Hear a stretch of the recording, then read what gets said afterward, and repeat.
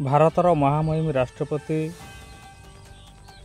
ଶ୍ରୀମତୀ ଦ୍ରୌପଦୀ ମୁର୍ମୁ ମହୋଦୟା, ଆମର ପ୍ରିୟ ପ୍ରଧାନମନ୍ତ୍ରୀ ନରେନ୍ଦ୍ର ମୋଦିଜୀ, ପ୍ରିୟ କେନ୍ଦ୍ର ଗୃହମନ୍ତ୍ରୀ ଅମିତ ଶାହାଜୀ, ଓଡ଼ିଶାର ଉଦାର ହୃଦୟବାଦୀ ମୁଖ୍ୟମନ୍ତ୍ରୀ ଶ୍ରୀଯୁକ୍ତ ମୋହନ ମାଝୀଜୀଙ୍କୁ ମୋର ନମସ୍କାର। ମୁଁ ରଞ୍ଜନ କୁମାର ମଲ୍ଲିକ, ନିଖିଳ ଉତ୍କଳ ଗୃହରକ୍ଷୀ ମହାସଂଘ ରାଜ୍ୟ ସଭାପତି, ହୋମଗାର୍ଡ଼ ପ୍ଲାଟୁନ୍ କମାଣ୍ଡର, ଯାଜପୁର।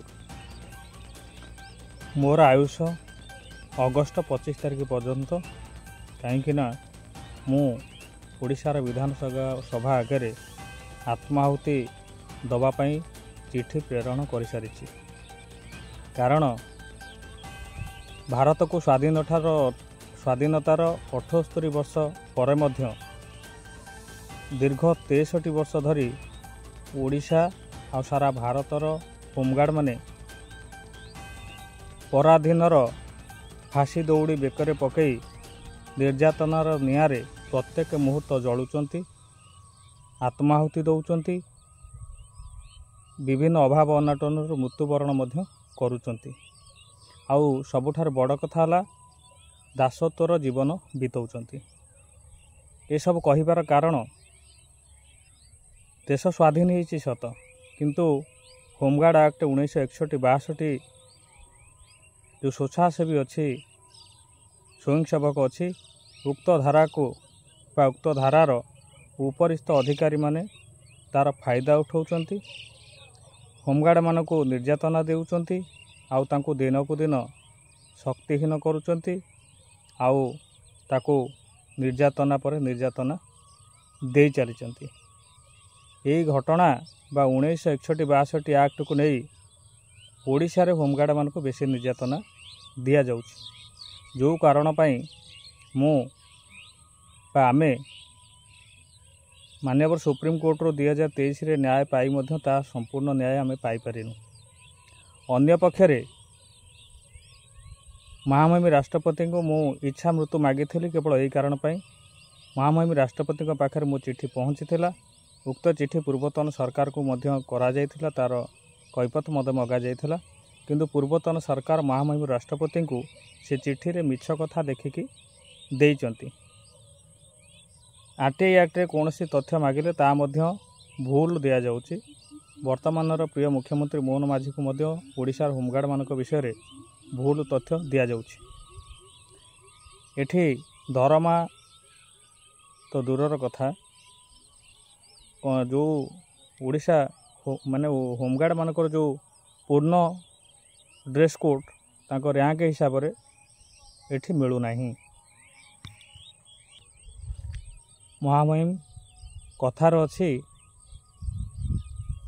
ଲକ୍ଷେ ଶିବ ପୂଜିଲେ ପୁଅ ମିଳେ, 12 ବର୍ଷ ତପସ୍ୟା କଲେ ଭଗବାନଙ୍କ ଆଶୀର୍ବାଦ ମିଳେ ବା ବର ମିଳେ। ଠିକ୍ ସେହିଭଳି ଭାରତର ହୋମଗାର୍ଡ଼ମାନେ ବା ଓଡ଼ିଶାର ହୋମଗାର୍ଡ଼ମାନେ ଦୀର୍ଘ 63 ବର୍ଷ ଧରି ନିର୍ଯାତନାର ନିଆଁରେ ଜଳିଲା ପରେ, ଦାସତ୍ୱର ଜୀବନ ବିତାଉଥିଲା ବେଳେ, ନିର୍ଯାତନା ପ୍ରତ୍ୟେକ ମୁହୂର୍ତ୍ତରେ ନିର୍ଯାତନାର ଶିକାର ହେଉଥିଲା ବେଳେ, ଏହି ସ୍ୱେଚ୍ଛାସେବୀ ଶବ୍ଦ ଉଠାଇବା ପାଇଁ ବା ହୋମଗାର୍ଡ଼ମାନଙ୍କୁ ରେଗୁଲାର କରିବା ପାଇଁ ଭଗବାନଙ୍କ ଆଶୀର୍ବାଦ ସଦୃଶ ଆମର ପ୍ରିୟ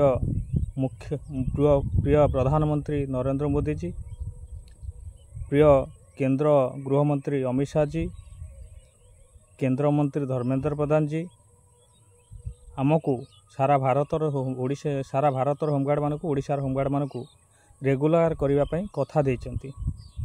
ଏଥିରେ ଆମେ ସମସ୍ତେ ଖୁସି, ଆମେ ବି ବହୁତ ଖୁସି। ଆମକୁ ଜଣେ ଭଲ ମୁଖ୍ୟମନ୍ତ୍ରୀ ମିଳିଛନ୍ତି, ଆମର ପ୍ରତ୍ୟେକ ଦୁଃଖ ବୁଝୁଛନ୍ତି। କିନ୍ତୁ ଏଠି ମାନ୍ୟବର ମୁଖ୍ୟମନ୍ତ୍ରୀଙ୍କ ବିରୁଦ୍ଧରେ ଆଉ ମାନ୍ୟବର ସରକାରଙ୍କ ବିରୁଦ୍ଧରେ କିଛି ଉପରିସ୍ଥ ଅଧିକାରୀମାନେ ଷଡ଼ଯନ୍ତ୍ର କରୁଛନ୍ତି। ଓଡ଼ିଶା ହୋମଗାର୍ଡ଼କୁ ସବୁଦିନ ପାଇଁ କ୍ରୀତଦାସ କରିକି ରଖିବା ପାଇଁ ଷଡ଼ଯନ୍ତ୍ର କରୁଛନ୍ତି। ଆଉ ଏଠି ପ୍ରତ୍ୟେକ ମୁହୂର୍ତ୍ତରେ ହୋମଗାର୍ଡ଼ ନିର୍ଯାତନାର ଶିକାର ହେଉଛନ୍ତି। ଏଠି ପ୍ରତ୍ୟେକ କ୍ଷେତ୍ରରେ ମୁଖ୍ୟମନ୍ତ୍ରୀ ସାର୍ଙ୍କୁ ହୋମଗାର୍ଡ଼ଙ୍କ ବିରୁଦ୍ଧରେ ମିଛ କଥା କୁହାହେଉଛି।